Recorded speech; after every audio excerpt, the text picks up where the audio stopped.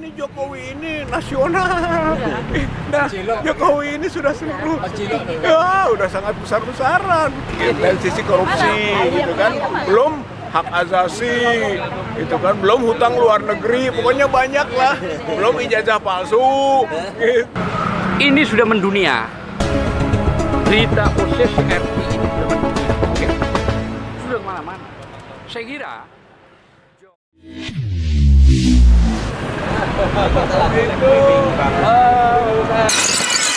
ya intinya bahwa memang harus selalu digeruduk ya KPK itu, karena mau tidak mau dia harus bergerak gitu, merespon terutama yang OCCRP itu gitu kan. Saya kira nggak bisa didiamkan, itu harus memberi support pada lembaga-lembaga anti korupsi kita. Jadi saya kira gerudukan ini atau kehadiran kita semua di sini strategis lah. Beberapa kelompok masyarakat harus sering, menurut saya mah, supaya ada perhatian gitu kan. Kalau tidak itu tidak ada perhatian sama sekali. Dan pilihannya hanya satu, bergerak atau mati. Gitu kan. Maksud mati itu adalah kalau KPK tidak bergerak, KPK-nya mati, gitu kan. Berarti harus diganti, dan memang punya masalah kan pimpinan KPK yang sekarang. Kalau itu kan pimpinan KPK diangkat pas periode Jokowi ya itu ya. Itu yang menyebabkan dia tidak sah. Macam itu yang menyebabkan tidak sah gitu. Oleh karena itu untuk mengobati dia gitu sebetulnya mah gitu kan, untuk membuktikan bahwa dia itu berkinerja benar walaupun mungkin diragukan status hukumnya, ya ini dia harus mulai memproses Jokowi gitu. Jokowi harus mulai sidik lah atau dimulai diinvestigasi gitu. Itu yang selama ini yang lagi gencar kan Hasto terus kan. Itu ininya gitu ya, apa imbangan apa isunya supaya dia menjadi semakin tenggelam. Padahal sebetulnya yang sangat besar. Kalau Hasto kan hanya masiku, gitu ya. Kasusnya gua kecil, nggak seberapa, internal lagi. Ini Jokowi ini nasional. Nah, Jokowi ini sudah seluruh. Ya, udah sangat besar-besaran. Bukan lagi ratus triliun, mungkin sudah ribu triliun, gitu. Dari sisi korupsi, gitu kan. Belum hak asasi, gitu kan. Belum hutang luar negeri, pokoknya banyak lah. Belum ijazah palsu, gitu. Belum kilometer 50. Jokowi ini udah numpuk dosanya, ya harus kita dibongkar. Jadi untuk mengalihkan isu ya dia pakai kasus seperti Hasto gitu. Kalau menurut saya nggak berimbang, itu jauh itu. ya salah satunya. Untuk TPUA pagi ini kira-kira apa ya Pak? Ya saya kira TPUA kan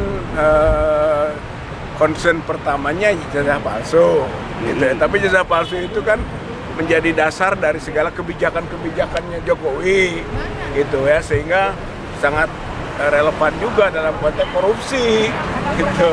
KPK ini kan korupsi. Kemudian korupsi juga bukan hanya soal uang, korupsi kekuasaan juga gitu ya. Jadi dari korupsi kekuasaan akhirnya korupsi keuangan gitu. Jadi relevan lah TPUA itu gitu, walaupun dia punya concern utama ijazah palsu, tapi semua itu dari ijazah dulu yang palsu ini gitu. Itu mau nggak, silakan Pak Azam.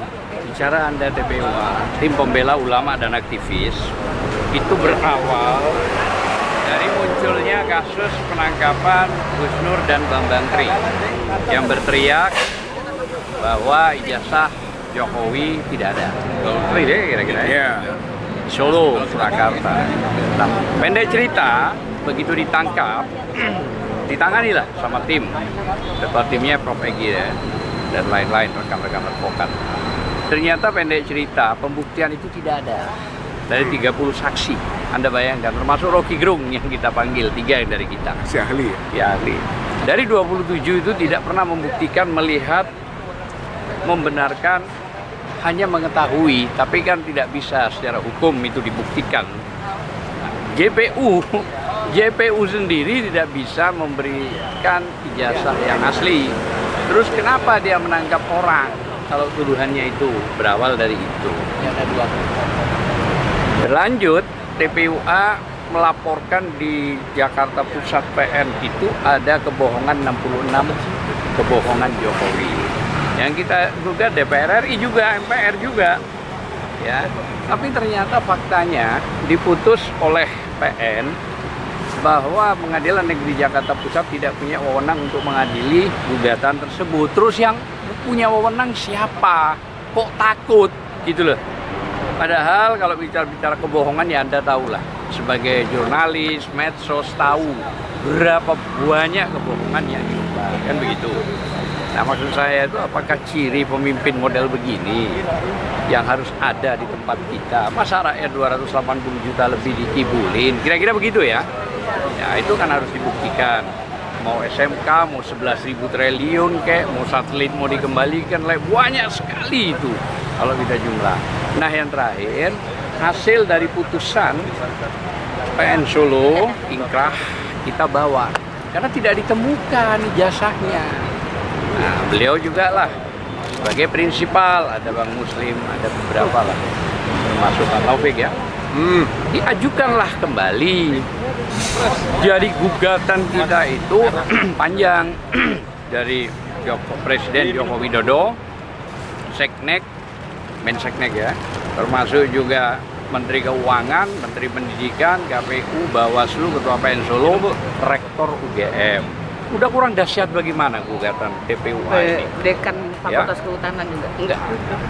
Rektornya, saya tidak bicara dekan, rektornya yang paling tinggi yang megang UGM. Itu yang kita gugat. Lagi-lagi, berganti 3 kali hakim. Coba Anda bayangkan, proses ini berganti 3 kali hakim. Hakim yang terakhir menyarankan, jangan presiden, berubah. Joko Widodo.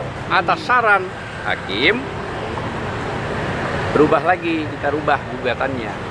Nah, ketemulah pada Otto Hasibuan, profesor. Itu pun juga, kan begini loh, kalau kita bicara sidang itu kan sederhana cepat. Bawa aja deh, tunjukkan, ya apa sih beratnya gitu loh. Cuman butuh nunjukin aja. Nunjukin. Ya, tetapi tentu kita akan minta labnya. Tapi tunjukin aja apa beratnya gitu loh. Aja cuman itu, ini masalahnya bukan person. Tapi ini menyangkut negara dan bangsa loh, jangan main-main. Jadi bawa aja lah. Nah, kalau saya nuduh misalnya Anda nggak punya ijazah SMA, Anda ribut, Anda akan nunjukkan, belum sidang Anda nunjukkan ke penyidik. Inilah aslinya ada. Azam tuh salah, kira-kira begitu kan? Nah, akhirnya fitnah jadinya. Gitu. Itu yang terjadi. Terjadi juga kriminalisasi kepada kita. Ada yang melaporkan yang tidak punya legal standing. Di beberapa Polda termasuk Mabes. Udah, tapi kita datangi, udah kita pecahkan semua prosesnya, nggak ada masalah. Karena tidak bisa dilanjutkan proses. Kita kan punya hak imunitas sebagai advokat kok dilaporin. Kedua juga, kalau Anda melaporkan itu siapa yang melapor? Punya legal standing nggak? Nah itu ya, salah satunya. Jadi itu kalau cerita TPUA. Tapi kalau Anda bercerita soal masalah korupsi, apa yang dijelaskan oleh abang kita tadi, Rijal, ini kan begini loh maksud saya. Indonesia ini tidak dianggap tidak mampu untuk membongkar korupsi besar. Ada 6 benua yang tergabung dalam posisi RP, ya, dengan 45 sampai 60 mantan pimret jurnalis internasional yang membongkar. Karena dianggap tidak mampu. Karena tidak mampu, maka berani membongkar. Wallahu a'lam bishawab. Ini sudah mendunia. Berita OSIS RP ini sudah mendunia, oke? Sudah kemana-mana. Saya kira Joko Widodo, presiden kita mantan ke-7, panggillah lawyer-lawyer internasional, klarifikasi. Kenapa OCCRP itu, ya kan, mempublikasikan di dunia tentang saya ini korupsi nomor 2 bahkan terbesar sedunia, kan begitu? Kenapa? Lawan gitu loh maksud saya. Lah, kita sebagai rakyat, kita sebagai advokat yang mungkin ngerti hukum dan ada yang tidak mengerti hukum, bertanya-tanya, gitu loh. Harusnya panggil itu pengacara-pengacara internasional, duduk bersama. Tapi harus ada Presiden mantan Joko Widodo menjelaskan, kalau Anda tidak bisa memberikan bukti dalam 7 hari misalnya, saya akan melayangkan gugatan. Wah, menarik ini, gitu Tegas, loh. tegas. Benar kan? Kira-kira kan? Menarik ini. Tapi kan kemarin jawabannya cuma buktinya mana? Buktinya mana? Enggak, itu nggak bisa begitu. Saja rakyat bukti. Nggak bisa begitu. Jadi kalau macam begitu, kira-kira di kerumunan ada HP Anda yang nongol, gua ambil, terus saya ngilang, terus suatu saat Anda menuduh saya bertanya mana buktinya. Nah, buktinya nggak ada yang tahu tuh. Bukan itu. Tapi tak kalah seorang mantan presiden itu dipublikasikan oleh internasional OCCRP, itu kan memalukan, bro. Kita ini sebagai rakyat, ya kan? Katanya informasinya sebandung, katanya beliau ini udah ribut, malu gitu loh. Harus kita memberi masukan. Ayo dong lawan Pak Jokowi, kan begitulah kira-kira. Masa sih Bapak ini warga negara asli Indonesia digituin, nggak mau melawan gitu loh maksud saya. Lawan harus, kami siap akan bantu, benar nggak? Siap akan bantu. Itu seandainya kami dilibatkan. Ya, artinya terlepas benar atau tidak bang, tapi ada perlawanan. Kita kumpulin pengacara yang internasional kan begitu. Kita akan bicara, kita kasih waktu 7 hari misalnya. Kalau tidak bisa membuktikan, kita akan gugat di dunia internasional. Duitnya banyak kok. Nah itu salah satunya. Kalau apa yang dikorupsi, kata dia udah nggak kehitung. Udah nggak kehitung. Contoh saja yang paling nampak, IKN saja ambil dana APBN sudah hampir 90 T. Iya. Nggak jalan. Itu terus bagaimana ya? Ada pengakuan di Kompas apa Tempo, Aguan 200 M kurang lebih bangun hotel, sekarang jadi hantu. Iya. Apa spesial hotel tersebut adalah hotel untuk hantu ya? Kira-kira begitu. Nah, ternyata ada kok katanya di Tempo itu ada kompensasi ke PIK. Sekarang PIK ribut. Ternyata sekarang turun menteri. Iya kan? Ternyata ada benar itu. Apa namanya? Pagar. Pagar laut. Pagar laut 30 kilo lebih. Kira-kira begitu. Ini kan kejahatan ini, bro. Apa negara kita mau diacak-acak begini kita diam, bro? Gitu loh maksud aku. Kenapa sih pejabat kita ini diam? Negara kita ini ingin peace, ingin damai gitu loh. Iya kan? Tapi jangan dikotori dengan tangan-tangan berdarah begini. Ini dahsyat ini kezalimannya gitu loh. Bapak taruh aja di sini. Apa? Ini dahsyat, kezalimannya dahsyat gitu loh. Luar biasa. Nah, ini yang kita tidak harapkan. Makanya begini, kelompok TPUA sekarang mendatangi KPK. Kenapa KPK? Karena dia di spesialisasinya korupsi. Nah kita akan menanyakan apakah sempat diproses untuk ditanyakan, terus apa solusinya. Kan begitu kira-kira. Kira-kira cuma itu, sederhana sekali. Rakyat ini gerah dengan tuduhan mantan presiden kita di OCCRP ini. Gerah. Ayo dong, KPK harus buktikan. Panggil. Kalau tidak ada, KPK umumkan sebagai bahan itu untuk melakukan proses Profesor Joko Widodo bertingkat internasional. Gitu loh. Ya kan harusnya KPK sama OCCRP itu kan bisa kerjasama. Harusnya kan gitu ya. Oke, terlepas dari kerjasama, katakanlah karena dia itu harus melindungi warga negaranya, panggil dong, periksa. Pak, ada gitu kan? Pak, ini ada berita yang sudah mendunia. Benar Pak? Tidak. Masukkan dalam penyidikan. Bagaimana Bapak mengatakan ini tidak? Iya, karena tidak mungkin saya melakukan itu. Masukkan. Dari hasil itu publikasikan. Benar nggak? Biar rakyat tuh tahu. Nah, itulah namanya petunjuk. Walaupun bukan bukti langsung, tapi petunjuk. Nah, dari petunjuk itulah ditindaklanjuti seorang mantan presiden ini untuk memanggil para lawyer. Inilah ada buktinya, kita udah diperiksa oleh KPK. Menarik nggak? Ya, betul. Inilah. Bahwa KPK tidak menemukan. Nah sekarang bagaimana Anda ini OCCRP, kan begitu? Iya. Saya menantang Anda. Saya malu ini. Tuntut balik. Saya ini presiden. Malu saya diginikan. Nah kan begitu kira-kira. Harusnya kayak gitu ya Bang. Ah, iya dong. Betul. Lah, Anda sendiri dituduh tetangga aja melawan. Kalau tidak benar kan begitu. Ya. Saya kira mungkin itu penjelasan kita sebelum nanti ketua umumnya. Ya. Terima kasih. Assalamualaikum warahmatullahi wabarakatuh. Waalaikumsalam. Ya. Jadi OCCRP itu kan yang paling aktual ya.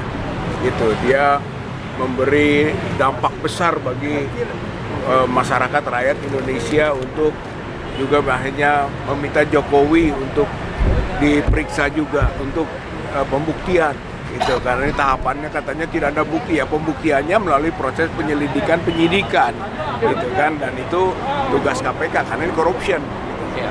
Nah salah satu yang bisa diindikasikan korupsi yang aktual yang terakhir lah yaitu pascanya Jokowi lengser soal hadiah negara di Solo, di 12.000 Solo Madu yang 12.000 ke hektar, 12.000 meter atau 1,2 hektar.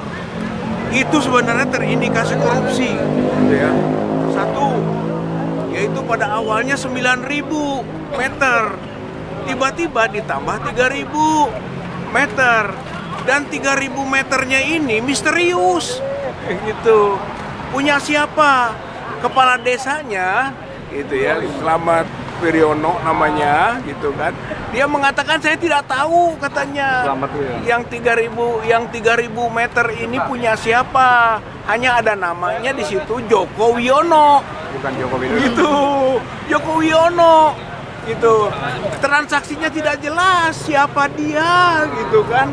Nah, kalau begitu kita bisa menduga jangan-jangan Joko Wiono itu Jokowi.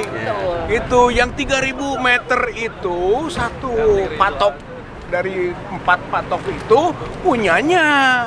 Tapi itu nanti dibeli oleh negara. Itu korupsi. Itu korupsinya. Gitu. Jadi itu korupsinya. Untuk 3.000 meter itu perlu diselidiki. KPK ini gampang loh, ada indikasi begini. Artinya gitu. kalau bisa saya tambahkan gini loh, maksudnya beliau ini standarnya seorang presiden dan wakil presiden mungkin dapat dari negara. Standarnya itu berapa sih? Kan tidak jelas sampai sekarang. Standarnya menurut Permenko ya nomor 120 PMK 06 tahun 2022 itu 1.500 meter. Jadi sama dengan SBY. Sama SBY mau dikonversi ke daerah, dari mana aturannya? Gitu, itu yang nggak ada. Dan tidak mungkin itu. Kemudian Permenkeu itu sendiri itu kong kali kong dibuat di masa Jokowi. Jadi bisa ngatur-ngatur sendiri Jokowi. Jadi 1 hektar lebih dong. 1 hektar lebih sebenarnya. Dari mana? Dan harganya udah tinggi di sana. Gitu. Untuk yang 3.000 meter saja itu kelebihannya kalau 10 juta per meter menurut kepala desa di situ dulu 10 juta, sekarang udah naik katanya. Nah, jadi sudah berapa itu? 30 miliar yang 3.000 meternya. Berarti secara keseluruhannya itu 100 M lebih, belum bangunan. Kemudian yang diberikan kepada presiden-presiden terdahulu itu hanya 20 miliar.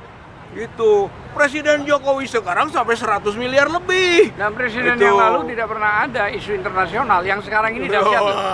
Artinya ini indikasi ini sebenarnya kalau mau gitu dari sini dulu, yang terakhir dulu lah, baru mundur ke belakang yang lain-lain. Gitu. Yang terakhir ini mencolok sekali, mulai dari situ. Gitu. Jadi saya atau kita angkatlah persoalan ini mungkin Bang Azam, bahwa ini adalah persoalan korupsi yang bisa mudah gitu untuk digali kedalamannya, diinvestigasi. Undang-undang mengamanahkan loh itu. Undang-undang mengamanahkan kepada KPK siapapun tidak tebang pilih, kan begitu.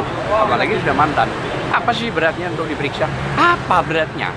Ya, Periksa aja. Kalau memang tidak terbukti, KPK tidak menemukan, publikasikan, berani nggak? Begitu. Kuncinya Itu aja apa sih berarti? Yang penting kerja, respon dong. Ya, respon gitu. Respon atas OCCRP ini. Ya, malu, kita nih malu gitu loh. Marah kita nih marah sama OCCRP. Marah banget gitu loh. Kurang ajar presiden kita dibuat mainan begini. Nah, tapi ya harus ngerti lah pres. Kan begitu. Masa Pak Jokowi nggak mau ngerti-ngerti sih?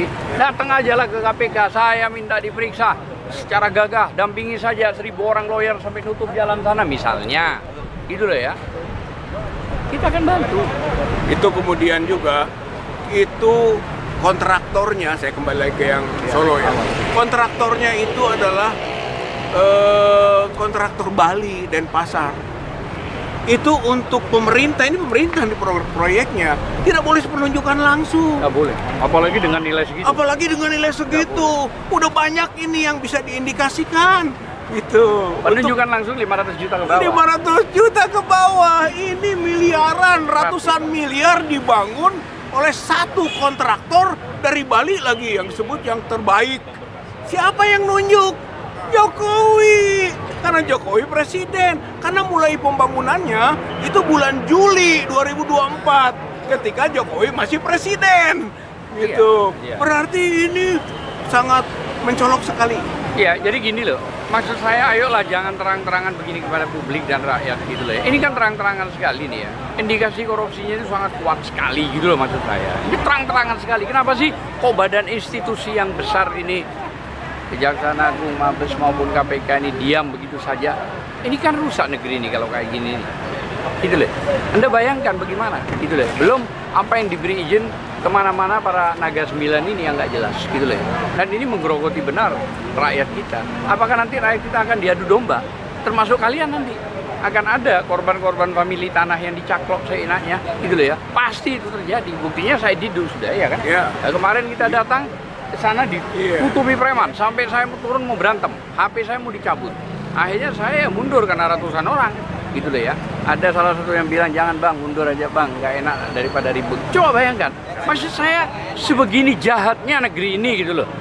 Kok digerakkan preman-preman, dan preman-preman ini warga negara kita loh ya.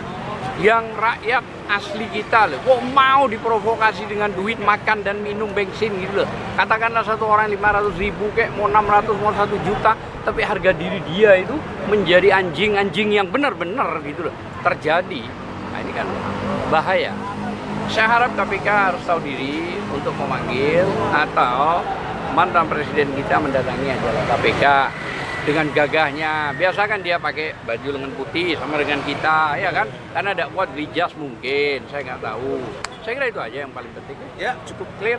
Assalamualaikum. Terima kasih.